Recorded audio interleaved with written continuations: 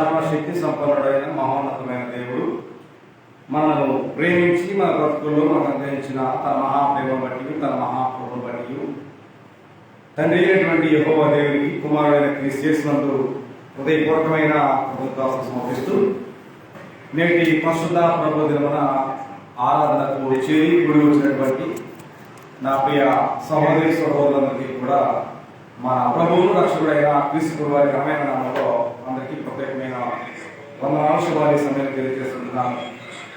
నేటి ప్రభు దినమున సంగమగా రాజ్యంగా చేరినటువంటి మనం అందరం కలిసి దేవుని ఘననామాన్ని కీర్తన ద్వారా స్తుతిస్తున్నాం.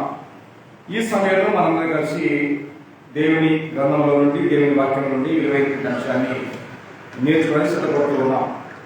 ఈ దినాన మనం నేర్చుకున్నటువంటి ధ్యానాంశం ఏంటంటే ఆలయము అంటే ఏంటో నేర్చుకున్నాం. ఆలయము అని అంటే ఏంటో నేర్చుకోవడానికి మనం ప్రయత్నం చేద్దాం. కాబట్టి ఆలయము అనేటువంటి సందర్భాన్ని మనం ఆలోచన చేస్తే అది మానవులకు సంబంధం లేదని, అది దేవుడు నివాసం చేసేటువంటి స్థలం అనే విషయాన్ని మనము గమనిస్తూ ఉంటాం, గ్రహిస్తూ ఉంటాం ఆయా సందర్భాల్లో.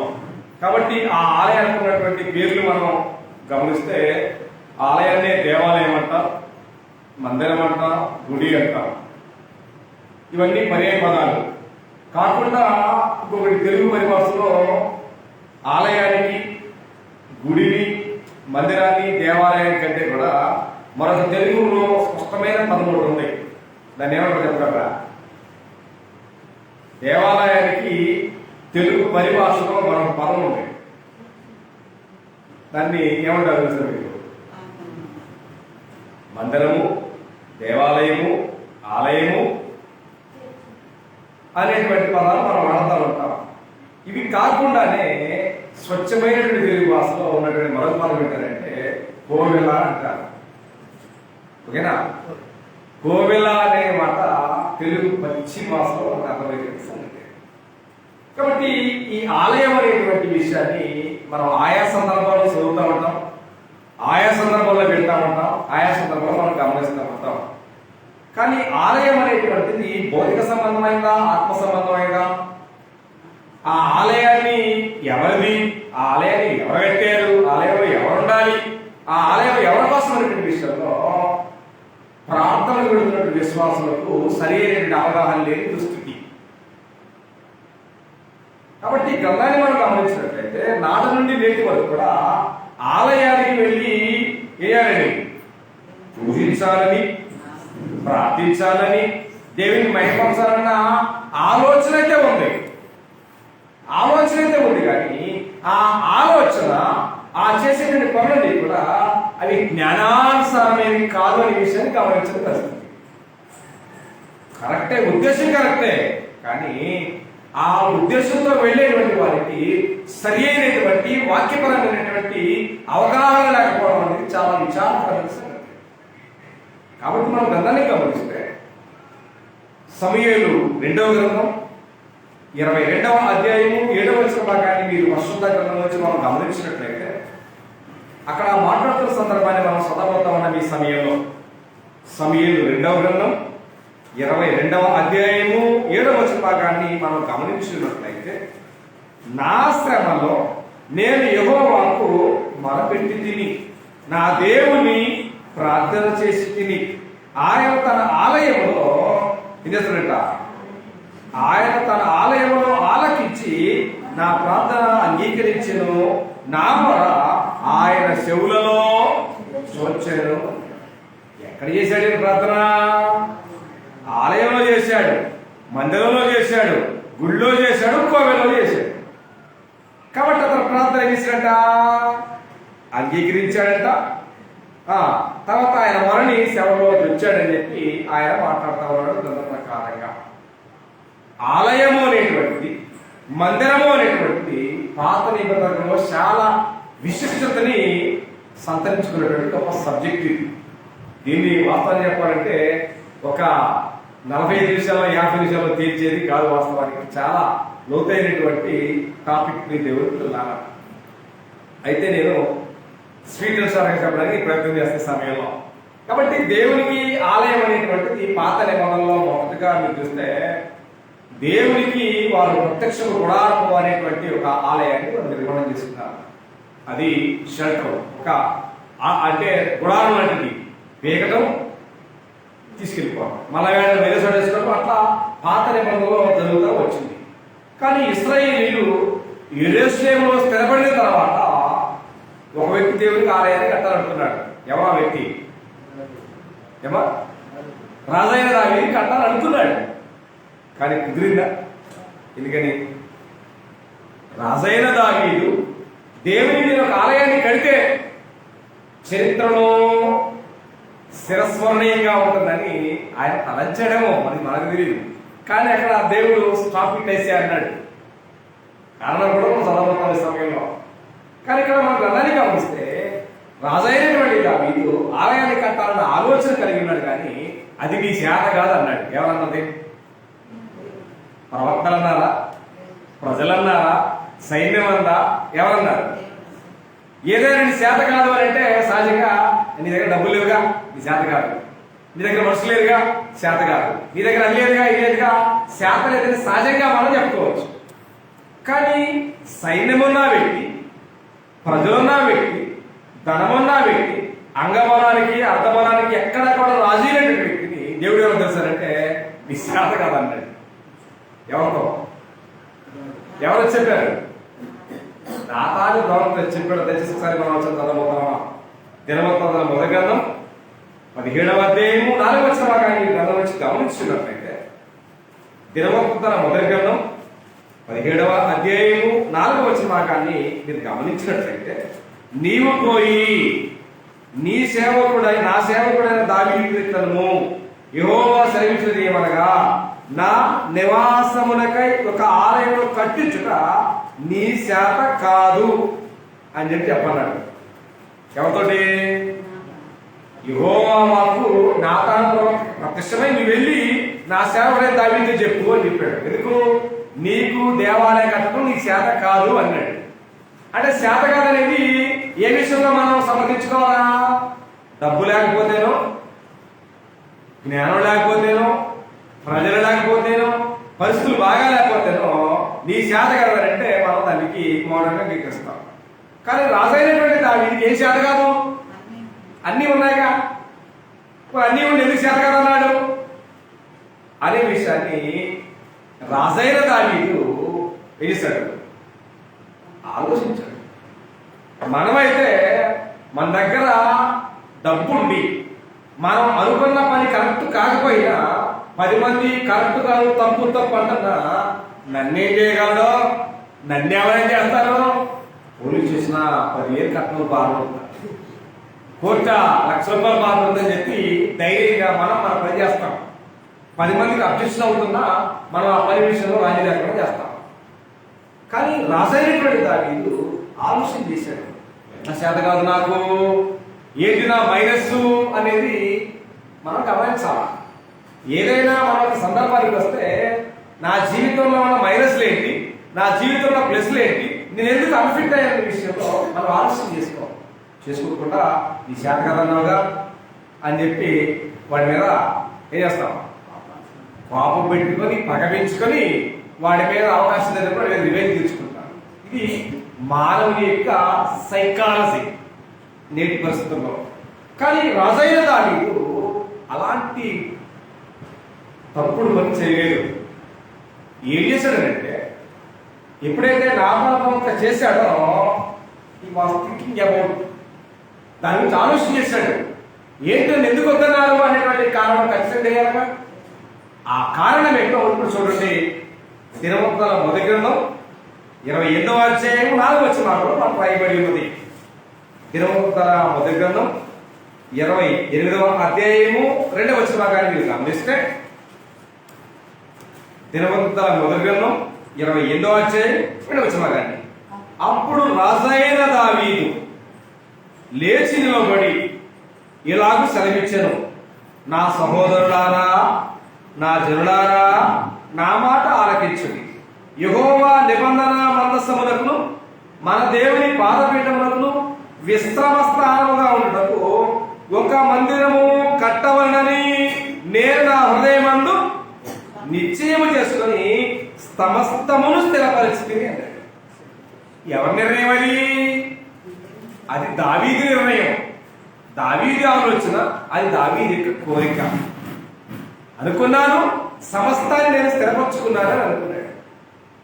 అన్నింటినీ స్థిరపరచుకొని కట్టాలని ఎప్పుడైతే ఆ ఆలోచన చేసి ఇక మొదలు పెట్టాలని ప్లాన్ కలిగి ఉన్నాడో అప్పటికప్పుడు చెప్పాడు, స్టాప్ ఇట్ ఐసే అని చెప్పాడు. ఎందుకు? కారణం ఏంటి కింద చెబుతా ఉన్నాడు. అయితే నీవు యుద్ధములు జరిగించి రక్తము ఒలికించిన వాడవు కనుక నీవు నా నామమునకు మందిరము కట్టకూడదని దేవుడు నాకు ఆజ్ఞించాడు అన్నాడు. నీవు యుద్ధాలు చేశావు, నీ చేతులతో రక్తాలు ఒలికించావు కాబట్టి నీవు నా కొరకు దేవాలయాన్ని, మందిరాన్ని, కోవెలని కట్టడానికి నీకు అనుమతి లేదు అని చెప్పి దేవుడు నాతాను ప్రవక్త ద్వారా అతనికి ఆజ్ఞ ఇచ్చాడు. ఏం చేశాడు దావీదు? అధికారం ఉన్నదని అహంకార ధోరణికి వెళ్ళలేదు. వెళ్ళడా? నాకేంటి అడ్డు, నాకెవరు చెప్పగలవు అని ఆయన అహంకారి ధోరణికి వెళ్ళలేదు. ఎప్పుడైతే నాతాను ప్రవక్త యెహోవా ఆజ్ఞాపించాడో నీవు నా కొరకు ఆలయాన్ని కట్టకూడదు అని రాజైన దావీదుకి ఆజ్ఞ వెలువడిందో వెంటనే అతని ఆలోచనని, అతని నిర్ణయాన్ని, అతని చేపడుతున్న కార్యక్రమాన్ని ఆయన విరమించుకున్నట్టుగా విరమించుకున్నాడా? విర్రవీగి పనిచేశాడా? దేవుడు చేయొద్దని ఆజ్ఞాపించిన పనిని ఆయన ఆపేశాడు. అది మర్యాద, అది ఘనత, తన జీవితానికి అది దీవెన విషయాలను గమనించాడు కనుక ఆయన ఆ పనిని మానుకున్నాడు. ఇవాళ మనం మానుకుంటామా? ఏం నువ్వు చెప్పేది మాది ఏదనుకుంటావా, ఏం నువ్వు చెప్పేది నాకు అనేటువంటి అహంకార ధోరణి ఉన్నంత కాలం ఏ మనిషి జీవితం బాగుపడదని విషయాన్ని మర్చిపోకండి. రాజైన దావీదు బెత్షెబానటువంటి స్త్రీతో పాపం చేసిన అతను పొందినటువంటి పశ్చాత్తాపాన్ని బట్టి దావీదు గురించి ఏం చెప్పాడు సాక్ష్యం? దావీదు నా ఇష్టానుసారుడైన మనుష్యుడు అని చెప్పగలిగాడు. ఎవరు చేశారు విట్నెస్? దేవుడే చెప్పాడు. ఎందుకని? నా మనసులో నేను ఏదైతే అనుకుంటానో దాన్ని ఖచ్చితంగా అనుమతిస్తాడు, అంగీకరిస్తాడు, లోపడతాడు కనుక ఆయన నా ఇష్టానుసారుడైన మనుషుడు అని చెప్పగలిగాడు. దానికి నిరుడంతా అధికారం ఉన్నా, అంగబలం ఉన్నా, అర్థబలం ఉన్నా నేను కట్టాలని నిర్ణయించాను. నేను బ్లైండ్ గా వెళ్ళిపోతాను అనలే. అన్నాడా? లేదు. ఎవరి మాట విన్నా నేను అనలేదు. దేవుని మాటను శిరసా వహించి ఆయన ఆ పనిని విరమించుకున్నట్టుగా గ్రంథాలు తెలుస్తూ ఉన్నాయి. అయితే దేవుడు వాగ్దానం చేశాడు, నీ తర్వాత నీ సంతానంలో నుండి దేవునికి ఒక మందిరాన్ని కడతామని చెప్పి దేవుడు సెలవించినట్టుగానే ఆ పనిని ఎవరు అప్పగించాడు? జ్ఞానేశ్వరంలోనూ దేవుడు అప్పగించాడు. సమస్తాన్ని పోగు చేసి, ఏ పోగు చేసి? డబ్బుని, బంగారాన్ని, వెండిని, గోడాన్ని, తర్వాత లెబనాను, దేవదారు, రాళ్ళను, ముద్దులను ఎన్నో పోగు చేసి దేవాలయాన్ని కట్టించాడు. ఎంతో ప్రయాసపడి కట్టాడు. కట్టినటువంటి ఆ దేవాలయాన్ని చూసి ఆ ఆలయంలో చేరి ఆయన దేవుడికి ప్రార్థన చేస్తున్నాడు. ఏమని చేస్తున్నాడు? చూసావా నా గొప్పతనం? ఇవాళ మనం అనుకునేది అదే. ఏదైనా ఒక పని చేస్తే చూసావా నా గొప్పతనం అంటే, ఒక పనిని చూడడానికి వచ్చిన వారందరూ కూడా అతను ఏం చేయాలా? అప్రిషియేట్ చేయాలా, బాగా గౌరవ అంటే సన్మానించాలా, గొప్పగా గురించి చెప్పుకోవాలా. ఇవాళ చాలా మంది ప్రార్థన కూడా అందుకే పెడతా ఉంటారు. ఎందుకు? వాళ్ళ గొప్పతనాన్ని, ఎవరి గొప్పతనాన్ని? వాళ్ళ గొప్పతనాన్ని 10 మందిలో చూపించడానికి ప్రార్థనా కూడా ఏర్పాటు చేస్తారు. అది క్వైట్ రాంగ్. అది మాట చేత కానీ క్రియ చేత కానీ మీరేమి చేసినారు యేసు ప్రభు ద్వారా దేవునికి మహిమ కలగాలని దేవుడు కోరుతా ఉంటాడు. ఆ విషయాన్ని మనం మర్చిపోయి మనల్ని మనం పైకి తీసుకుంటాం మొత్తం వాస్తవానికి లేఖనాలకు విరుద్ధంగా. కానీ జ్ఞానేశ్వరంలో అలాంటి పొరపాటు చేయాలి.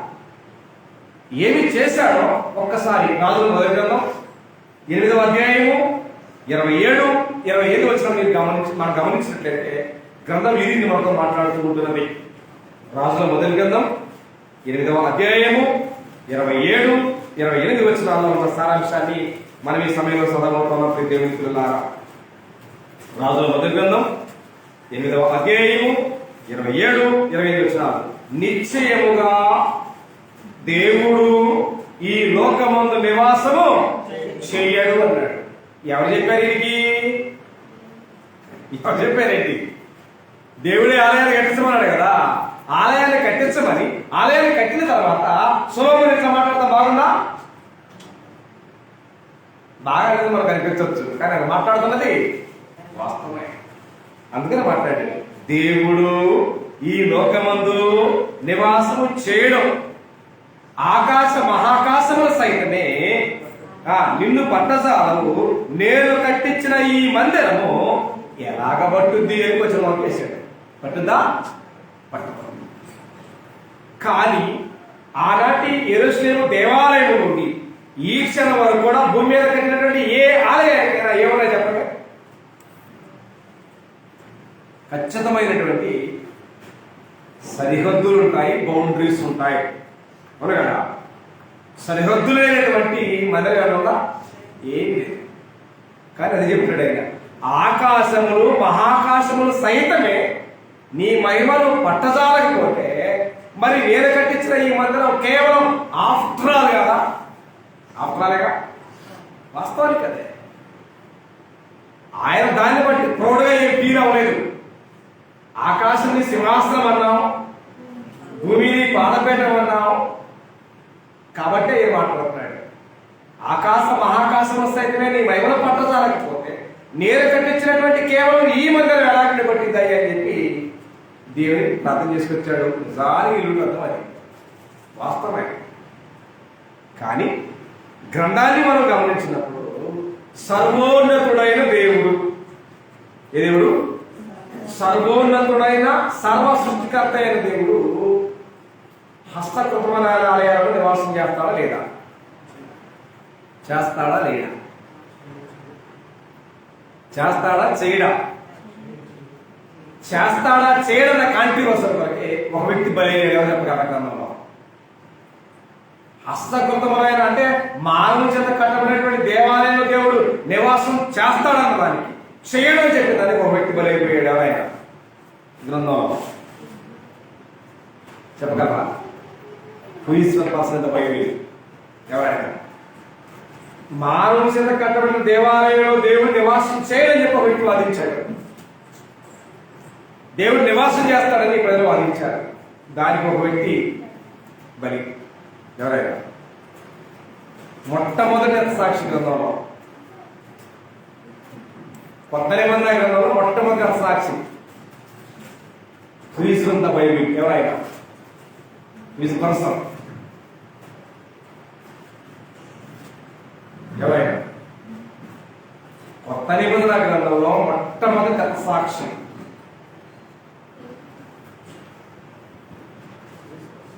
ఎవరైనా అక్కడ జరిగినటువంటి కాంట్రివర్సీలు కూడా దేవాలయం గురించే. చెప్పగలరా? ఆయన ఎవరంటే స్టెఫను. అపోస్తలుల కార్యగ్రంథం 7వ అధ్యాయము 49 నుంచి మనం చదువుతూ ఉన్నట్లయితే మనకు అర్థమవుతున్న జ్ఞానాన్ని చదవబోతున్న సమయంలో అపోస్తలుల కార్యగ్రంథం 7వ అధ్యాయము 47వ వచనం నుంచి మనం చదవబోతున్న సమయంలో, అయితే సొలొమోను ఆయన కొరకు మందిరం కట్టించాను అన్నాడు.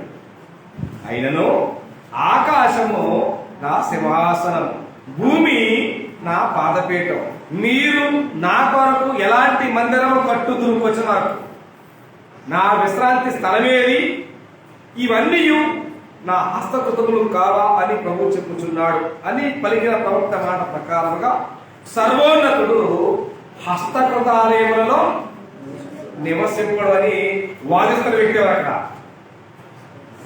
స్టెఫను. అక్కడ దేవుడు మానవ చేత కట్టబడిన దేవాలయంలో ఉంటారు అని చెప్పి వాదిస్తుంది ప్రధాన యాజకులు. అవునా కదా? ఆ వాదనలో లేదా అక్కడ ఆ సిచ్యువేషన్లో ఎంతకీ విననటువంటి ఆ జనాంగం పేరు చెప్పలేమంటారు తెలుసా? 50 మంది ఉండి, ముస్కరులారా, హృదయములను చెవులను దేవుని వాక్యములకు లోపరుచునని వారులారా, మీ పితరుల వల్లనే మీరును ఎల్లప్పుడూ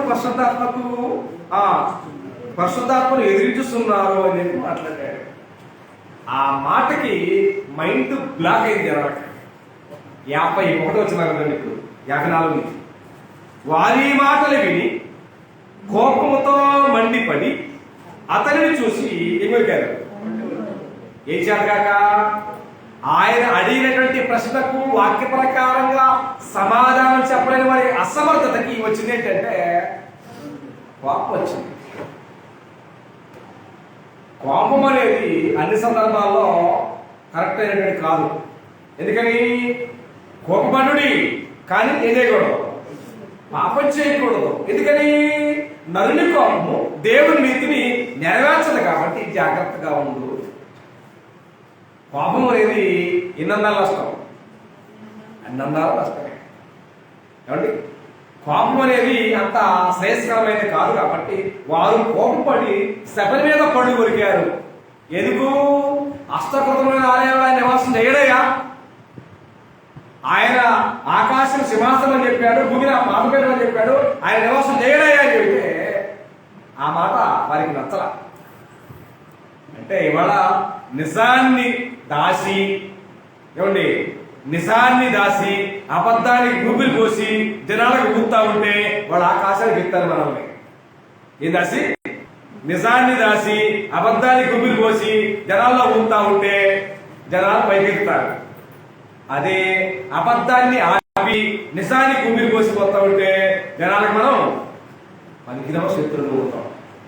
అదే జరిగింది అక్కడ. స్థాపన చేసింది అదే. అబద్ధాన్ని ఆర్పేసి నిజానికి ఊపిరి పోస్తే ఆయన ఏం జరిగింది? ఆయన చంపేశారు ఆయన్ని. ఇంకా మాట్లాడడానికి ఏం లేదు. ఆయన్ని రాళ్లతో పెట్టి చంపేశారు ఆయన్ని. మొట్టమొదటి అసాక్షి గ్రంథంలో, ఆయన కొత్త నిబంధన గ్రంథంలో, క్రైస్తవంలో మొట్టమొదటి సాక్షి. ఆయన ఏం చెబుతున్నాడు? ఆయనే చెప్పాడు, ఆయన చంపేశారు. మరి పౌలు కూడా చెప్పాడు. ఇప్పుడు చూడండి, అపోస్తల కార్యగ్రంథం 17వ అధ్యాయము 24వ వచ్చిన భాగాన్ని. అపోస్తల కార్యగ్రంథం 17వ అధ్యాయము 24వ వచ్చిన భాగాన్ని మీరు చూడగలిగితే ఆయన ఒక ప్రాంతానికి, ఎథెన్స్ అనేటువంటి ప్రాంతానికి వెళ్ళాడు. ఎక్కడికి? ఎథెన్స్ అనేటువంటి పట్టణానికి వెళ్ళాడు. ఎథెన్స్ అనేటువంటిది సర్వసాధారణమైనటువంటి ప్రాంతం కాదు, మంచి బిజినెస్ ల్యాండ్ అనమాట, సెంట్రల్ పాయింట్ అనమాట. ఆడకి వెళితే ఆయన కూడా కనపడింది. ఏం కనపడింది ఆయనకి? ఆయన ఎన్నో దేవాలయాలు చూశాడు, ఎన్నో దేవాలయాలు కట్టారు, అవన్నింటిని చూశారు. ఇంకెవరైనా తెలిసిన వాళ్ళందరికీ దేవాలయాలు కట్టారు వాళ్ళు ఈ తెలిసి పట్టణ ప్రాంత ప్రజలు. ఇంకెవరైనా ఉన్నారేమో అని చెప్పి ఒక దేవాలయాన్ని కట్టి దానికి ఏం పేరు పెట్టారు? ఏం పేరు పెట్టారు? తెలియబడని దేవునికి అని దేవాలయానికి పేరు పెట్టారు. ఎవరికి? తెలియబడని దేవుడికి అని చెప్పి ఆ దేవాలయం టైటిల్ పెట్టారు. అదంతా చూసినటువంటి పౌలు ఏం మాట్లాడాడంటే, ఇప్పుడు చూడండి 20వ వచ్చిన భాగాన్ని, 17వ అధ్యాయం. జగత్తును అంతని సమస్తమును నిర్మించిన దేవుడు తానే ఆకాశమునకును భూమికి ప్రభువైనందున హస్తకృతములైన ఆలయములలో నివసింపడం అని చెప్పేశారు. మీరు ఎన్నో దేవాలయాలు కట్టారు, తెలియబడిన దేవుడికి కట్టారు. మీరు ఎన్ని దేవాలయాలు కట్టినా మానవుడి చేత కట్టబడిన ఏ దేవాలయంలో దేవుడు నివాసం చేయడయ్యా అని చెప్పి పౌలు చెప్పేశాడు. నిజాలు చెప్పాలంటే ఏం కావాలా? నిజము చెప్పాలంటే ఏం కావాలి? ధైర్యం కావాలి. ఆనాటి స్తెఫన కానీ మనం చదివేటువంటి పౌలు కానీ ఎక్కడా కూడా రాజీ లేనటువంటి విధంగా దేవుని వాక్యాన్ని సాహసోపేతంగా మాట్లాడారు. మనుషులు ఉన్నారని చెప్పి గొడగొడలాడలే అన్నారా? రహస్యమైన బోధన వాళ్ళు చేయలేదు. కానీ ఇవాళ ప్రపంచం ముందు ఒక ఛాలెంజ్ గా ఉన్న సంఘం కూడా ఎలా ఉండకూడదు? రహస్యంగా బోధ చేయకూడదు. బహిరంగంగానే, నిర్భయంగానే, ధైర్యంగానే ఇది సత్యం అని చెప్పగలిగినటువంటి స్టామినా సామర్థ్యం కావాలని దేవుడి కోరిక. కానీ వాళ్ళ ఎక్కడ చూద్దామన్నా నిజమైన సత్యాన్ని చెప్పాలని కూడా డైరెక్ట్ బోధన చేయట్లా. అంటే చాలా మంది నొచ్చుకుంటారని, అంటే ప్రజలు నొచ్చుకుంటే ఏమైంది, ప్రజలు నొచ్చుకుంటే మార్పు వచ్చింది. వాస్తవానికి పేతురు ప్రసంగం చేశాడు. పేతురు ప్రసంగం చేస్తే ప్రజలు నొచ్చుకున్నారా మెచ్చుకున్నారా? అంటే ఇవాళ బోధనలు చేసేది నొప్పించే బాధ చేయాలా, మెప్పించే బాధ చేయాలా? అంటే మాకు లాభంగా ఉండాలంటే జనాలు మెప్పించే బాధ చేయాలి, దేవుడికి లాభంగా ఉండాలంటే నొప్పించే బాధ చేయాలి. కానీ పేతురు ఏం చేశాడు? ప్రజలను మెప్పించే బోధ చేయలేదు. ఆయన చేశాడా? చేయరా. నిర్మోహమాటంగా, నిర్భయంగా, ధైర్యంగా చెప్తే వారు వేసుకున్నట్ట వారి హృదయంలో నొచ్చుకొని అన్నాడు, కింద పుట్టినోట్లో పొడవబడి అని అన్నాడు. వారు నొచ్చుకోకపోతే 3000 మంది మారే అవకాశం ఉందా? మరి మెప్పించే బోధలాగా తలమేసి వేసినవి ఎనబోకపోతే మరి రక్షించబడతారా? ఇవాళ ఏం కావాలా? జనాలు మందలుగా కూడాలంటే జనాలకు ఎన్న పోయాలా? ఏం పోయాలా? ఎన్న పోయాలా? కాబట్టి దేవుని యొక్క వాక్యం ఎలాంటిదని చెప్పుకొచ్చాడంటే 2 అక్షరాల ఖడ్గము కంటే కూడా వాడేయండి. అది నా మాట మీద అనుకోవద్దు తెచ్చేస్తుంది. అక్కడ స్టెఫన్ మాట్లాడాడు, ముస్కరులారా దేవుని వాక్యములకు మీ హృదయంలో లోపసు నొల్లని వారులారా అన్నాడు. అది వాస్తవానికి ఎంత కఠోరమైన పదం. ఆ పదాన్ని ఎవరికి ఇచ్చారు? పరిశుద్ధాత్మ వరకు ఇచ్చారు.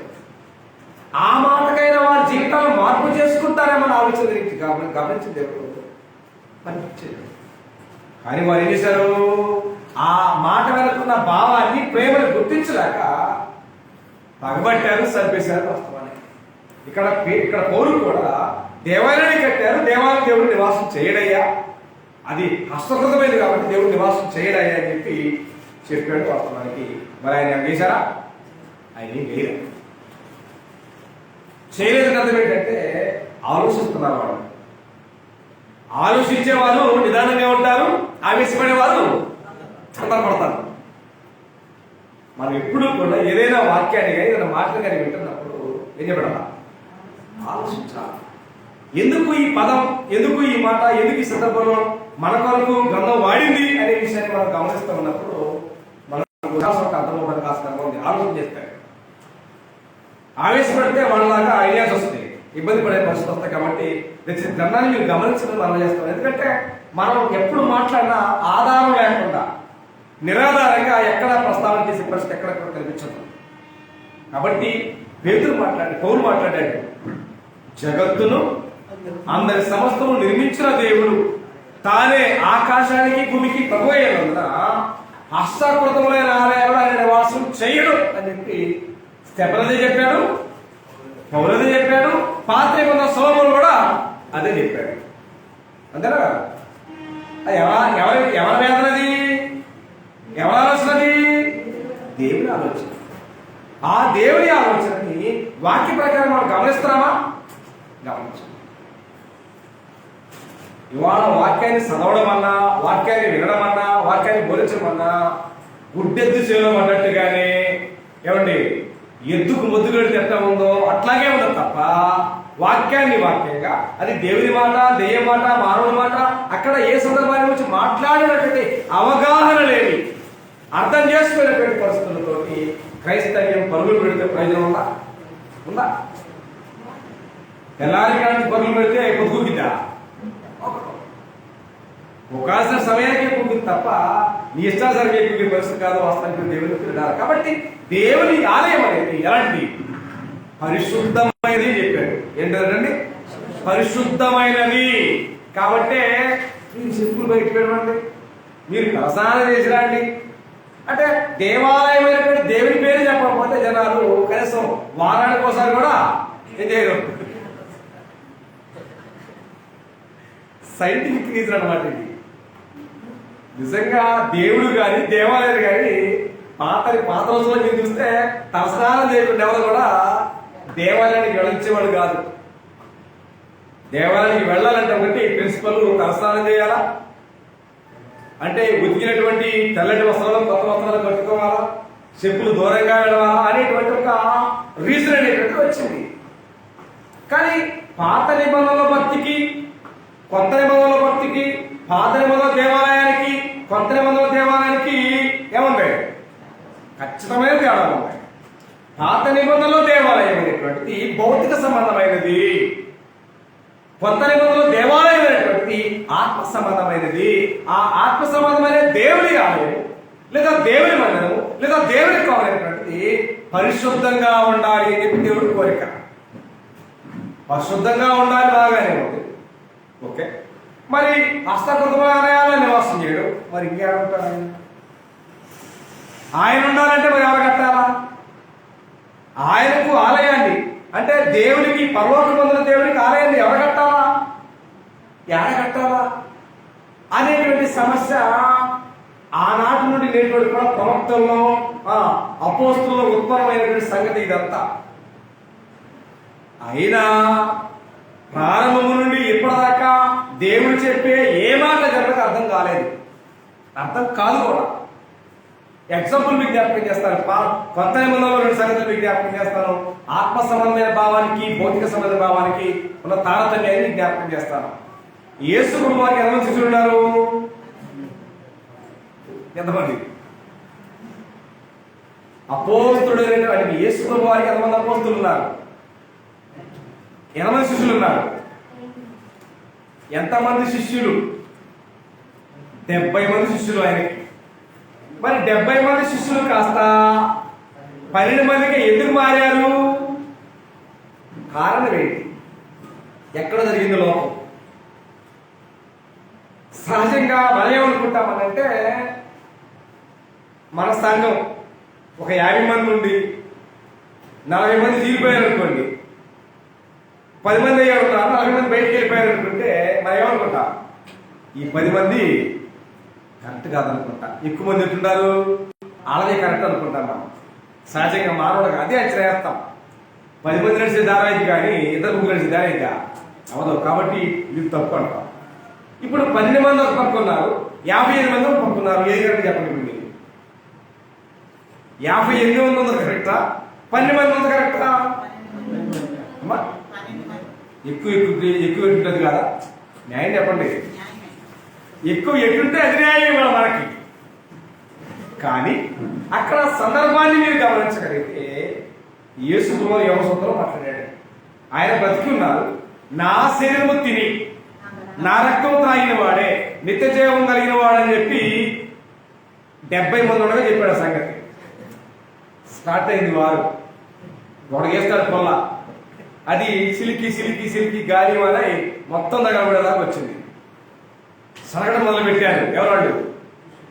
ఏంది ఈయన బతికే ఉన్నాడుగా, ఏంటి ఎందాకటమైంది, ఏంటి ఈ కర్మేంది, ఈ పని ఏంది చెప్పి వాళ్ళలో వాళ్ళు రగులుకుంటుంది వాతావరణం. ఆ రగులుకున్నటువంటి వాతావరణం చూసిన ప్రభు పేతురు చూశాడు. పేతురు చూసి వాళ్ళు వెళ్ళారు, నువ్వు కూడా వెళ్ళాలని వెళ్ళిపో అని చెప్పాడు. అప్పుడు పేతురు అన్నాడు, ఏమని? ప్రభువా, ఎవరి యొద్దకు వెళ్ళగలను? నీవే నిత్య జీవ మాట కలిగినవాడు కాబట్టి మీరు ఎవరు గో, నీ వేళకి వెళ్ళమని చెప్పి పేతురు ఫిక్స్ అయిపోయాడు. మిగిలిన ఎంతమందికి ఎక్కడ? 12 మంది మిగిలారు. 58 మంది బయటికి వెళ్ళారు. 58 మంది బయటికి వెళ్ళడంలో ఎవరి లోపం? అంటే దేవుడు యేసు ప్రభు చెప్పినటువంటి జ్ఞానం, యేసు ప్రభు చెప్పినటువంటి సత్యం వారికి అర్థం కాకుండా వాళ్ళు వ్యర్థంగా బయటికి వెళ్ళారు. వారు లాస్ అయిపోయారు. వాస్తవానికి ఒకటి ఆ ఆత్మ సమయ భావం వారికి అర్థమైందా? అర్థం కాదు. మనం తీసుకోవట్లేదా? ఆయన ప్రభు వారి రక్తాన్ని, ఆయన యొక్క శరీరాన్ని మనం ఎట్లా మరి నేనే తినేది మనం అనుకుంటే కుదురుతా? ఎవభావం అది? మహోన్నతమైనటువంటి దేవుడు వాక్యంలో మనతో మాట్లాడుతున్న సంగతిని ఆ దేవుని మాట్లాడుకోవడం నువ్వు అవాయిడ్ చేయాలనుకుంటే నష్టపోయినావు వాళ్ళేగా. రెండో సందర్భం, యోహాను 2వ అధ్యాయంలో ఆయన యెరూషలేముకి వచ్చాడు. యెరూషలేముకి వచ్చిన ఆయనకి అది వ్యాపార బిల్లు చేశారు. పావురాలు, గువ్వలు అక్కడ అమ్మటం మొదలు పెట్టారు. మొత్తాన్ని బల్ల దగ్గర మొత్తాన్ని పడదోశారు. ప్రభు పడదోసి నా తండ్రి ఇల్లు వ్యాపార బిల్లుగా మార్చున్నారని చెప్పి ఆయన కోపడ్డాడు. వాస్తవానికి కిందకు వస్తే ఈ దేవాలయం పడగొట్టండి అన్నాడు. ఎవరైనా? యేసు ప్రభువారు. ఏ దేవాలయాన్ని? యెరూషలేము దేవాలయాన్ని పడగొట్టండి, నేను 3 దినాల్లో కడతానని చెప్పాడు మాట. ఎంతమందికి అర్థమైంది? ఊరుకో, ఈ దేవాలయం కట్టడానికి 46 సంవత్సరాలు పట్టింది. ఏం 3 సంవత్సరాలు కడతారంటావు? 3 రోజుల్లో ఇచ్చాం పట్టింది అనేటువంటి ప్రస్తావన చేసి ఉండొచ్చు. కానీ ఆయన మాట్లాడేటువంటి మాట ఎంతమందికి అర్థమైంది? ఆత్మ సంబంధమైన ఆ భావము నాట నుండి నేటి వరకు దాన్ని చదివేటువంటి వారికి ఎంతమందికి అర్థమైంది? అర్థమవుతున్నది యావగిందంత, వ్యర్థమవుతుంది ఆకాశానికి అంటే అంత. ఆలోచన చేయండి. ఆనాటి భావం 50 మందికి అర్థం, 58 మందికి అర్థం ఎలా కాలేదు? యెరూషలేములో ఉన్న ప్రజలకు కూడా అర్థం కాలేదు ఆ సంగతి. ఆయన ఏం చెప్పాడు తెలుసా? తన శరీరం అనే దేవాలయం గురించి ఆయన చెప్పాడు. ఎప్పుడు అర్థమైంది వారికి? ఆయన మరణించి తిరిగి లేచిన తర్వాత అర్థమైంది. ఎంత టైం పట్టింది? ఎంత టైం పట్టింది? ఎంత టైం పట్టింది? మనం కూడా భూమి మీద భూమి మీద బ్రతికినంతకాలం నమ్మద్దు. భూమి మీద బ్రతికినంతకాలం దేవుడి యొక్క నమ్మకం కూడా చనిపోవాలని నమ్ముతామంటే కుదిరే పని. యెహోవా మీకు దొరుకు కాలం అందే మీరు ఆయన వెతకాలని చెప్పాడు. అంటే యేసు ప్రభువు రాకముందు మన ప్రాణం పోకముందే నిజమైన సత్యాన్ని ఎరిగి జీవించాలనేది కాలం బోధిస్తున్నటువంటి ప్రమాణం వాస్తవానికి మనకి, కానీ మనకు అర్థం కావట్లేదు. దావీదు కట్టాలనుకున్నాడు, నువ్వు వద్దని చెప్పాడు. సొలొమోను కట్టాడు, కానీ నువ్వు పట్టమన్నాడు. స్టెఫను మాట్లాడాడు, మానవుడు కట్టినటువంటి ఆలయాల్లో దేవుడు నివాసం చేయడని చెప్పి స్టెఫను చెప్పాడు, మరి పౌలు చెప్పాడు. మరి దేవుడు నివాసం చేయాలి. మరి దేవుడు నివాసం చేయాలంటే ఆలయం ఎవరు కట్టాలి? ఎవరు కడితే అది ఆయనకు ఆలయం అయింది, ఎవరు కడితే ఆయనకి అది మందిరం అయింది. ఎవరు కట్టాలి? ఎవరు డిక్లేర్ చేయాలి? దాన్ని? యెహోవాకి ఆలయాన్ని కట్టడం అనేటువంటి సంగతి ఎవరు డిక్లరేషన్ చేయాలా? ఎవరు చేయాలా? అపోస్తులు చేస్తారా? యేసు ప్రభువు చేస్తారా? ప్రవక్తలు చేస్తారా? ఎవరు చేయాలా? వాళ్ళు ఎవరు కాదు. ఎవరు చేయాలా? దేవుడు డిక్లరేషన్ చేయాలా? ఆయనకి ఇష్టమైంది కదా. ఆయనకి ఇష్టమైనటువంటి దేవాలయాన్ని, ఆయనకి ఇష్టమైనటువంటి మందిరాన్ని, ఆయనకి ఇష్టమైన వెళ్ళి ఎవరు కట్టాలో డిక్లరేషన్ ప్రవక్త జకర్యా ద్వారా జ్ఞాపకం చేసినట్టు చూడండి. 6వ అధ్యాయం 12వ భాగాన్ని, జకర్యా గ్రంథము 6వ అధ్యాయం 12వ భాగాన్ని గ్రంథం నుంచి మనం గమనించినట్లయితే, జకర్యా గ్రంథము 6వ అధ్యాయము 12వ భాగంలో దేవుని మాటలు విక్రి మాటతో మాట్లాడుతున్నాయి. జకర్యా గ్రంథము 6వ అధ్యాయము 12వ భాగాన్ని, అతనితో ఇట్లనము, సైన్యములకు అధిపత్యం యెహోవా సెలవిచ్చినది ఏమనగా అన్నాడు. ఎవరు సెలవించేది? ఎవరు సెలవిస్తే అక్కడ? ఎవరైనా ఆ జగత్తును అందరి సమస్తమును నిర్మించినటువంటి దేవుడిని యెహోవా సెలవిస్తా ఉన్నాడు. సైన్యములకు యెహోవా సెలవిస్తా ఉన్నాడు. ఏమని? ఏం సెలవిస్తానికి ఏం చెప్తా ఉన్నాడు చూడండి. సిగురు అని ఒకడ కలగన్నాడు. ఎవరా సిగురు? యేసు ప్రభు. ఓకేనా? ఎవరు చెప్పారు యేసు ప్రభువేనని? ఎవరు చెప్పారు? జకర్యా సిగురుని సంబోధించాడు, కానీ ఆ సిగురు పదం ఎవరంట? యేసు ప్రభు వారే.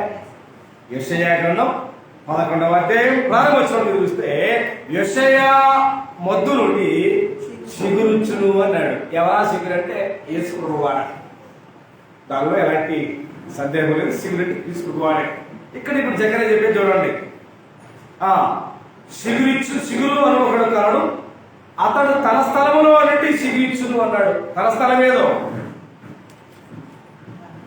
తన స్థలంలో సిగురిస్తున్నాడు. తన స్థలం ఏదో ఈయన హెవీ పరలోకమే. పరలోకము నుండి శిఖర భూలోకానికి వచ్చింది ఆయన. అవునా కదా? ఆయన తన స్థలంలో నుండి, తన పరలోకంలో నుండి భూలోకంలో సిగురిచ్చాడు. ఎక్కడ? యెషయా మొద్దు నుండి యోధా గోత్రంలో కన్య అయినటువంటి మరియ గర్భాన ఆయన సిగురులాగా ఆ లోకానికి వచ్చాడు. ఆ సిగురు అనే యేసు ప్రభు గురించి యెహోవా సెలవిచ్చే సంగతి చూడండి. ఇప్పుడు చూడండి. అతడు అంటే అతడు యెహోవా ఆలయము కట్టును అన్నాడు. ఎవరు అతడు? జకర్యానా, దావీదా, సొలొమోనా, సౌలా, పేతురా ఎవరు? అతడు అనే మాట ఎవరికి సంబోధించబడిన మాట? శిబిరెవరు? యేసు వారి. అతడు అనే మాట కూడా ఆ శిబిరు గురించి మాట్లాడాడు. అతడు యెహోవా ఆలయము కట్టును. తర్వాత అతడే అంటే అర్థం ఏంటి? అతడే అంటే ఏ మానవుడు భూమి మీద యెహోవాకి ఆలయాన్ని కట్టడానికి అర్హత లేదు అని చెప్పి తెలియజేశాడు. అతడే అంటే అర్థం ఏంటి? అతడే చేయాలి అంటే అర్థం ఏంటి? రెండో వాడు చేయడానికి అధికారం లేదు గ్రంథం చెప్తా ఉంది. కానీ లోకం ఏం చెప్తా ఉంది? కట్టుకో, నీకు ఇష్టం వచ్చిందా నువ్వు పెట్టుకో, నీకు ఇష్టం వచ్చింది పెట్టుకో అని చెప్పి లోకం చెబుతుంది. కానీ వాడు క్రైస్తవులకి కొలమానం బైబిల్ అయితే ఆ బైబిల్ ప్రకారంగా సంఘాలు ఉన్నాయా, మందిరాలు ఉన్నాయా? ప్లాట్ఫామ్ కదా. అర్థం లేని పదం కానీ ఆధారం లేని ఏదైనా నిరాధారమే కదా వాస్తవానికి. ఇక్కడ గ్రంథ ప్రకారంగా దేవుని ఉద్దేశంలో ఉన్న ఆలయం ఎవరు కట్టాలా? అతడే కట్టాలా. అతడే అర్థం ఏంటి? కుమారుడైన క్రీస్తే తప్ప ప్రపంచంలో మరెవడో కూడా కట్టడానికి అధికారం దేవుడు ఇవ్వడా. దావీదు దేవుడికి ఆలయం కట్టాలనుకున్నాడు, బాయ్ ఆ బాబు అన్నాడు, ఆ కట్టలేదా? మరి వాళ్ళు ఆపుతున్నారా? గ్రంథం అందరి దగ్గరే ఉంది, అందరికి అధికారం లేదని చెప్పి జకర్యా చెప్తా ఉన్నాడు. అతడే కట్టాలి యెహోవాకి ఆలయాన్ని అంటే ఆపుతున్నారా? ఆపబడ్డ అర్థం ఏంటి? పరిశుద్ధ గ్రంథంలో ఉన్న దేవుని వాక్యాన్ని కూడా తెలిసి త్రొక్కివేసి దాచిపెట్టి అతకలెక్కించి మన వేసుకుంటున్నాం పేర్లు. ఎవరు కట్టాలంట? అతడే ఆలయం కట్టాలన్నాడు. చూడండి దయచేసి వస్తే అతడు యెహోవా ఆలయం కట్టును, అతడే ఆలయాన్ని కట్టాలి. అతడు గంత వహించుకొని సింహాసనాసీనుడై అతడు యాజకత్వం చేయక ఆ ఇద్దరికి సమాధానకరమైన సూచనలు పడతాయి అన్నాడు. ఆ ఇద్దరు ఎవరు? ఇక్కడ ఆయన యాజకత్వం చేస్తే, ఆయన సింహాసనం మీద కూర్చుంటే ఆ ఇద్దరికి అన్నాడు. ఆ ఇద్దరు ఎవరు? ఇద్దరికి సమాధానకరమైన యోచనలు కలుగుతాయి అన్నాడు. అంటే దేవుని చిత్త ప్రకారంగా యెహోవాకి ప్రభువారు ఆలయాన్ని కట్టి ఆ సింహాసనం మీద ఆ ప్రభువారు కూర్చుంటే ఆ ఆలయంలో ఆయనే యాజకత్వం చేస్తామంటే ఆ ఇద్దరికి సమాధానం అన్నాడు. ఎవరు ఆ ఇద్దరు? ఎవరు ఆ ఇద్దరికి అంటే ఆ ఎవరిద్దరికి? ఆ ఇద్దరు అంటే ఎవరు? ఆ ఇద్దరికి సమాధానము అన్నాడు. ఆ ఇద్దరు ఎవరు? ఇదే సందర్భాన్ని అపోస్తుడైనటువంటి పౌలు కూడా మాట్లాడాడు. ఒక్కసారి అది చదివిన తర్వాత నేను గురించి మీకు ఎక్స్ప్లెనేషన్ చేస్తాను. ఆలోచన చేద్దాం. ఎఫెసు పత్రిక ఎఫెసు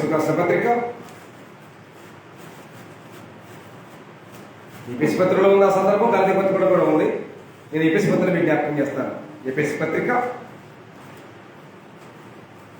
12వ భాగాన్ని, 2వ అధ్యాయం 12వ భాగాన్ని, ఆ కాలమందు ఇశ్రాయేలుతో సహపౌరులు కాక పరదేశులను, వాగ్దాన నిబంధన లేని పరజనులను, నిరీక్షణ లేని వారును, లోకమందు దేవుడు లేని వారయ్యండి క్రీస్తుకు దూరస్తులయ్యింటినని మీరు జ్ఞాపకం చేసుకుని ఆయనను మునుపు దూరస్తులైన మీరు ఇప్పుడు క్రీస్తునందు సమీపస్తులై ఉన్నారు. ఆయన మన సమాధానమై ఉండి మాకును మీకును అన్నాడు. ఎవరా మీకెవరు? ఆ మాకెవరు చెప్పండి. ఉభయులకు అన్నాడు. అక్కడ ఉభయులంటే ఇద్దరు. పాత నిబంధనలో రాజరికం అనేది, యాజకత్వం అనేది, దేవాలయం అనేటువంటిది ఇశ్రాయేలు సూచిస్తారు. యాజకులు ఎవరు ఉంటారు? ఇశ్రాయేలుకే ఉండాలా. ఏ గోత్రం వారు ఉండాలా? ఏవి గోత్రం వారు ఉండాలా. వారు ఏ దినాలు కూడుకోవాలా? శనివారం కూడుకోవాలా, సబ్బాతుడే. అది ఇశ్రాయేలు ఒక నియమం. అది ధర్మశాస్త్రం ప్రకారంగా. కానీ యేసుక్రీస్తు ప్రభువు ఎప్పుడైతే పరలోకం నుంచి భూలోకానికి వచ్చి ఆయన మరణించి సమాధి చేయబడి మూడవ వ్యక్తి లేచి ఎప్పుడైతే దేవుని కొరకు ఒక ఆలయాన్ని ఎప్పుడైతే కట్టాడో ఆటోమేటిక్గా స్ట్రక్చర్ అంతా మారిపోయింది. ఇప్పుడు యాజకత్వం ఎవరు చేయాలా? లేవీలు కాదు. ఇక్కడ యేసు ప్రభువు వారే ఆ ఆలయంలో ఇదే ప్రధాన యాజకుడు, మెయిన్ ప్రీస్ట్, ప్రధాన యాజకుడు ప్రభు. ఓకేనా? ఆ యేసు ప్రభు వారు ప్రధాన యాజకుడు అయితే కేవలం అది ఇశ్రాయేలులకు మాత్రమే కాదు, ఇశ్రాయేలీలు లేదా అన్ని జనులు వీళ్ళిద్దరూ ఏమయ్యారంట? అక్కడ జగనే మాట్లాడే మాట ఏంటంటే ఆయన సింహాసనాసీనుడై ఆయన యాజకత్వం చేయగా ఆ ఇద్దరికి అంటే అర్థం ఏంటంటే ఇశ్రాయేలు వారికి అన్యజనుల వారికి ఏం కలిగింది? సమాధానం కలిగింది. ఇక్కడ పార్షాలిటీ అనేది ఏమీ లేదని చెప్పి అక్కడ జగనే ప్రవక్త మాట్లాడాడు. అదే ప్రస్తావన పౌలు కూడా మాట్లాడాడు. ఆయన మరణించిన ద్వారా ఆ ఉభయులకు ఇద్దరికి ఏం కలిగిందట? సమాధానం కలిగింది అని చెప్పుకొచ్చాడు. ఆ ఇద్దరి మధ్య గొడవలు పడగొట్టాడని చెప్పుకొచ్చాడు గ్రంథంలో దేవుడి పిల్ల. కాబట్టి ఎప్పుడో ఆపర్చునిటీ వచ్చింది మనకి. ఆయన మరణించి సమాధి చేయబడి మూడవ దిన క్రోధుడు ఎప్పుడైతే లేచాడో ఈ రెండు ఏమైంది? దూరంగా ఉన్న రెండు ఏమైంది? కలిసి. ఎవరి ద్వారా? యేసు ద్వారా. ఆ సత్యాన్ని ఎవరు మాట్లాడారు? జకర్యా ప్రవక్త మాట్లాడాడు. ఆయన సింహాసనాసీనుడై ఆయన యాజకత్వం చేయగా ఇద్దరికి ఏం కలిగిందంటే సమాధానం కలిగింది చెప్పుకొచ్చాడు. ఎప్పుడు జరిగింది? ఆయన కట్టిన ఆలయంలోనే. ఎవరు కట్టిన ఆలయం? యేసు ప్రభు ద్వారా దేవునికి, యేసు ప్రభు కట్టినటువంటి దేవుని ఆలయంలో అది జరిగింది అనే విషయాన్ని గ్రంథం మనకు బోధిస్తాం. ఇప్పుడు ఎవరికి తేడా లేదు. మీరు ఇశ్రాయేలీయులండి, మీరు అన్యులండి అనేటువంటి తారతమ్యం ఏమీ లేదక్కడ. ఒకవేళ ఉందంటే వారు క్రైస్తవులు కాదు, వారు దేవుని ఆలయంలో ప్రజలు కారు అనే విషయాన్ని దయచేసి మర్చిపోవద్దు దేవుని పిల్లల. కాబట్టి దైవగ్రంథం చెప్పేటువంటి అంశం అంతా పాత నిబంధనలేమో కంటికి కనబడేటువంటిది దేవాలయం. నేటికి కూడా ఆలోచన ఉంది. దేవాలయం చూడగానే, ఏదైనా మందిరాన్ని చూడగానే ఎట్లా అంటే అయిద్దా ఇది భ్రమ. అసలు అలా అనుకోవడం ఎట్లా అంటే ఏమైంది? అర్థం ఏంటి? ఒక దేవాలయాన్ని చూసి మామూలు దేవాలయం కాదు, బాగా రంగులు అద్దాలు కలర్ పెట్టి లైటింగ్ పెడతారు కదా, ఆ దేవాలయం మీద జనానికి ఒళ్ళు పొంగుద్ది. నిజంగా ఆ దేవాలయము భౌతిక సంబంధమైనటువంటి ఎలక్ట్రికల్ లైట్స్ పెడితే ఎంత అందంగా ఉందో, దానికంటే సుందరమైనది, దానికంటే అందమైనది మానవ హృదయం అనే దేవుని ఆలయం అనే విషయాన్ని మర్చిపోయి మనమే ఇక్కడ లైట్లు లేకుండా ఎడబెట్టుకొని ఆడేమో లైట్లు ఎత్తే అది చూసి ఇంత ఎట్టంటే నొరిగిద్దా? ఏమరదు. నిజమైన మన దేవాలయము చాలా విలువైంది, చాలా పవిత్రమైంది. ఎంత పరలోకమంత పవిత్రమైనటువంటి ప్రదేశాన్ని దేవుడు మనకు ఇచ్చాడు. కానీ ఏడవ చీకటి తిప్పుకొని ఆ లైట్లు ఒత్తుకు కళ్ళకద్దుకుంటే అవకాశం ఉందా? ఏమీ లేదు. కేవలం అది బ్రహ్మలో ఒక్కడు తప్ప మరొకటి కనుక దేవుడు. కాబట్టి మనమందరము ఏ సంబంధమైన మందిరం? దాన్ని పేరు చెప్పుకొచ్చాడు. ఇప్పుడు మనం మందిరం అని చెప్పుకుంటున్నాం, దేవాలయం చెప్పుకుంటాం, సగం అని చెప్పుకుంటాం.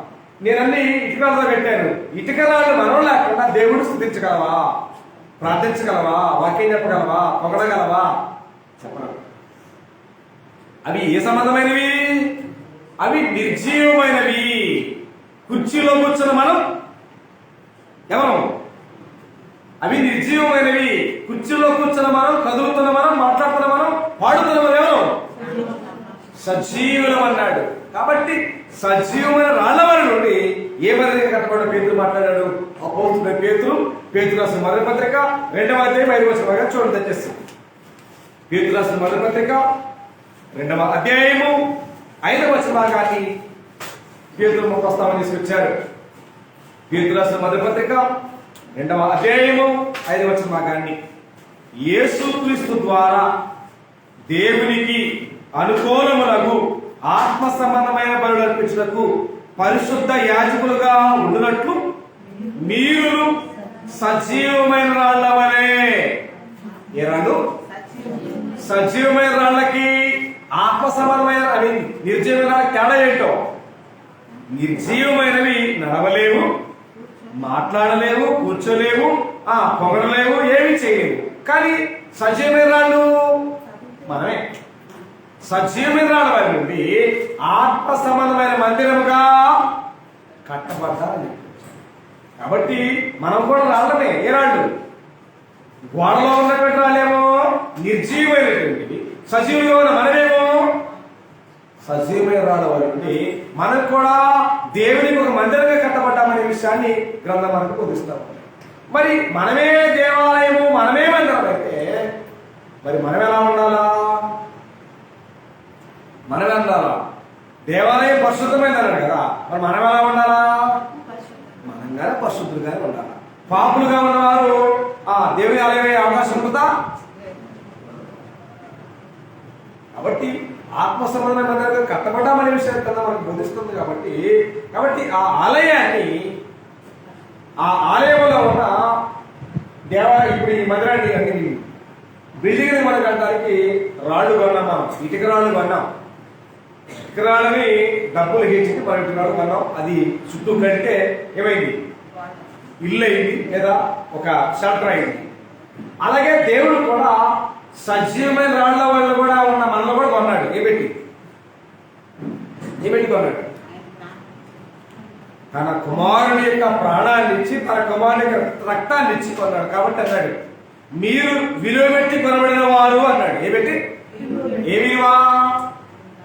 అమూల్యమైన రక్తము చేత వాళ్ళ పెట్టి కొన్నాడు అని చెప్పుకొచ్చాడు గ్రంథంలో. వాస్తవానికి ఇవాళ మనుషుల చేత కట్టబడినటువంటి ఒక ఆలయాన్ని చూసి చూడడం భలే ఉందే, ఏముంది?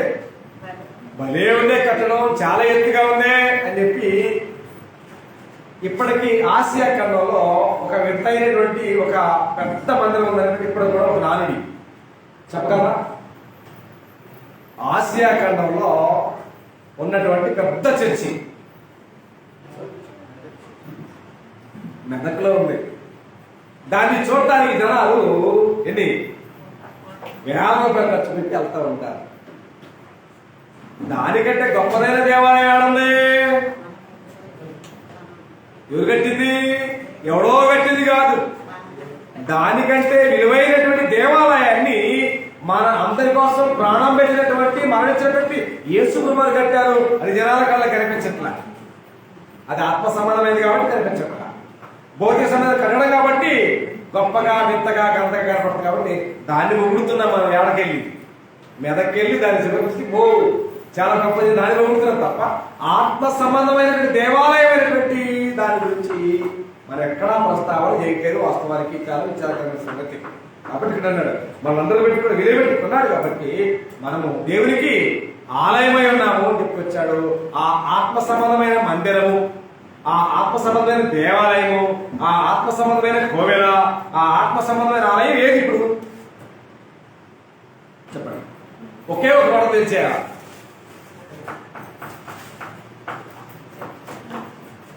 ఎన్నో వేస్తారు కదా. ఒక కూరడానికి చికెన్ వేస్తారు, మసాలా వేస్తారు, నూనె వేస్తారు, ఉప్పు వేస్తారు, కారం వేస్తారు, అన్నీ కలిపితే ఒకే ఒక మాట అంటారు. ఏమంటారు? కూర అంటారు. ఇప్పుడు నేను ఇంటి సంగతిలో చెప్పి ఆ ఆలయం అంటే ఏది, ఆ మందిరం అంటే ఏది, ఆ కోవెల అంటే ఏది అంటే చెప్పాలా? క్రీస్తు సంఘమే. క్రీస్తు సంఘమే దేవుని ఆలయం, క్రీస్తు సంఘమే దేవాలయం, క్రీస్తు సంఘమే మందిరము, క్రీస్తు సంఘమే కోవెల అనేటువంటి విషయాన్ని చాలా స్పష్టంగా బోధిస్తాం. కానీ ఇవాళ ఆ ఆలయంలో కూర్చుంటేమనేట ఎవరు కూర్చున్నారు?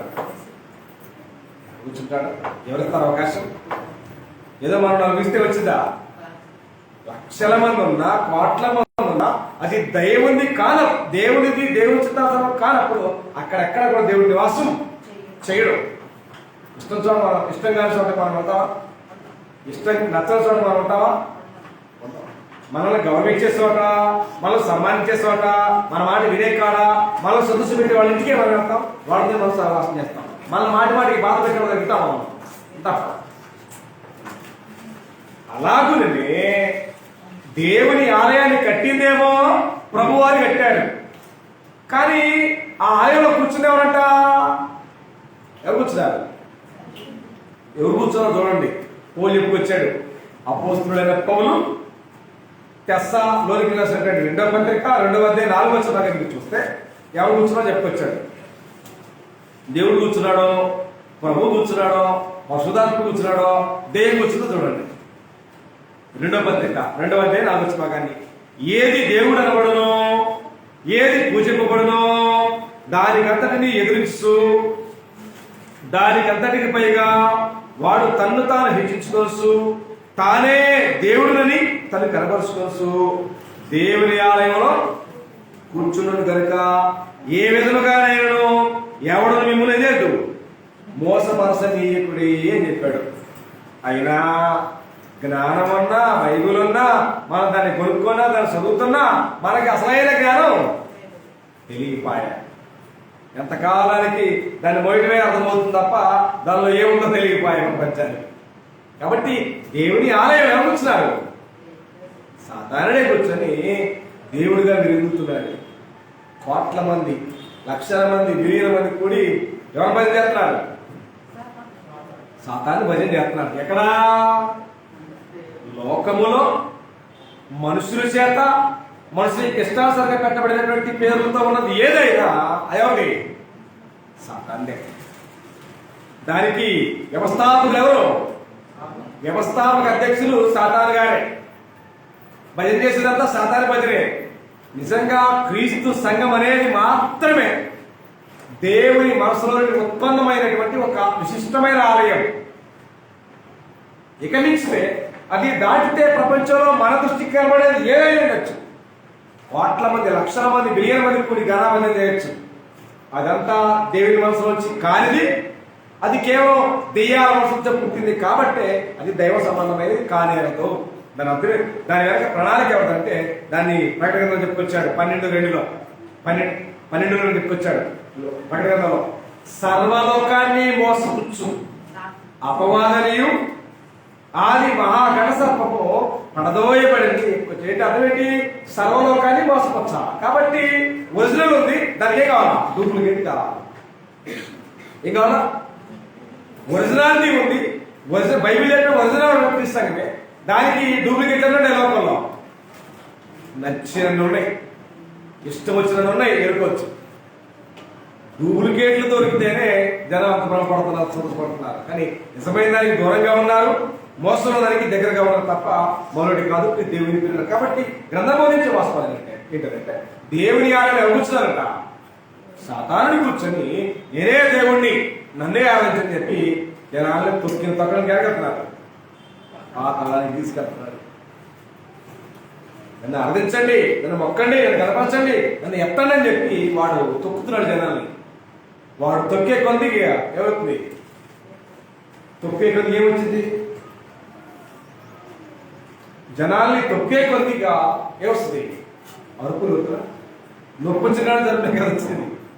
కాబట్టి వాడు తొక్కే కొద్దిగా జనాలు అరుపులు ఎక్కువవుతున్నాయి. కాబట్టి ఎంత అలజడి ప్రపంచంలో క్రైస్తవ్యంలో, ఎంత అల్లరి, ఎంత అలజడి ఎట్లా ఉంది? పిచ్చోడి చేతిలో రాయిని పెట్టి ఎలా ఉందో, కోతి చేతి కొబ్బరికాయ ఎట్లా అట్లా ఉంది నేటి ప్రపంచం లోపల క్రైస్తవ పరిస్థితి. కాబట్టి రోజు రోజుకి ఏం పెరిగిపోతుంది? అల్లరి పెరిగిపోతుంది, అలజడి పెరిగిపోతుంది, క్రైస్తవ్యం మీద వ్యతిరేకం పెరిగిపోతుంది. కారణం ఏంటి?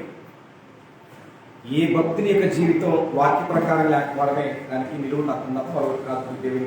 కాబట్టి ఎవరైతే దేవుని ఆలయంలో కూర్చున్నాడో వాళ్ళు గమనించకపోతే దేవుడు మనకిచ్చినటువంటి ఆయుష్ కాలంలో దేవుని వాక్య ప్రకారంగా ఆత్మ సంబంధమైన ఆలయం ఏదో, భౌతిక సంబంధమైన ఆలయం ఏదో, ఆ ఆలయానికి వచ్చినట్టు పరిపూర్ణమైన విశ్లేషణ మనకు తెలియకపోతే, దానిలో నువ్వు లేకపోతే, ఆ ఆలయం నువ్వు కాకపోతే నీకు ఉపయోగం ఏమాత్రం లేదు. నిజంగా ఆ ఆలయం మీరే అయ్యండి. ఆ దేవుని వాక్య ప్రకారం మీరు జయిస్తే మీరేమవుతారు? మీరు యేసున్న వారు లోకాన్ని జయించాడు. ఎక్కడ కూర్చున్నాడు? సింహాసనం మీద కూర్చున్నాడు. మనం కూడా లోకంలో మనకున్న సమస్యలు, ఇరుకులు, ఇబ్బందులు వాటన్నిటినీ విడిచిపెట్టి, వాటన్నిటినీ జయించి వాక్యాన్ని ముందు పెట్టుకుని జయిస్తే మనమేమవుతాం? ఆ ఆలయానికి మనమేమవుతాం? యేసుకున్న ఆలయాన్ని కట్టారు కదా, ఆ ఆలయానికి మనం ఏమవుతాం? జయించు వారిని ఆ ఆలయంలో చేస్తాడని చెప్పాడు. ఏం చేస్తాడు? ఊడ్చేపాను. చాలా మంది చెప్పుకోగానే మా పిల్లలు ఊడుస్తుందండి, చెట్లకి నీళ్ళు పోతుందండి, పుట్లకి నీళ్ళు పోతుందని చెప్పి చాలా మంది చెప్పుకోవచ్చు. చనిపోయిన వారు ఎవరో చెట్లకి పుట్లకి రెట్లకి నీళ్ళు పోసే అవకాశం లేదు. కాబట్టి గ్రంథం బోధించే వాస్తవం ప్రకారంగా నీవు నిజంగా వాక్య ప్రకారంగా జయించిన క్రైస్తవుడు అయితే మూల స్తంభంగా ఉండబోతాం అనే విషయాన్ని చెప్పబోతున్నాను. ఒకసారి ప్రకటన గ్రంథము 3వ అధ్యాయములో ఆ మాట ఇంటిగా వ్రాయబడి చూడండి ఒకసారి. ప్రకటన గ్రంథము 3వ అధ్యాయము 12వ వచన భాగాన్ని. ప్రకటన గ్రంథము 3వ అధ్యాయము 12వ వచన భాగాన్ని. జయించువానిని నా దేవుని ఆలయములో ఒక స్తంభముగా చేసేదను అన్నాడు. నువ్వు జయించకపోతే అసలు ఆలయంలోనే ఉండే ఛాన్స్ లేదు. నువ్వు జయిస్తే ఆలయంలో స్తంభంగా ఉంటావు అని చెప్పి, జయించకపోతే ఏమంటావు?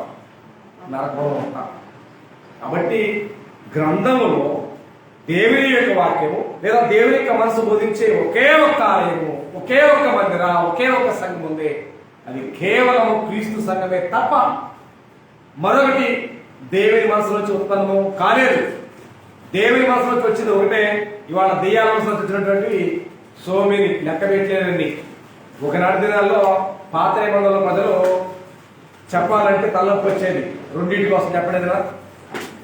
2 చెప్పాలంటే తలపోటు అయ్యేది ఆ రోజుల్లో జనానికి.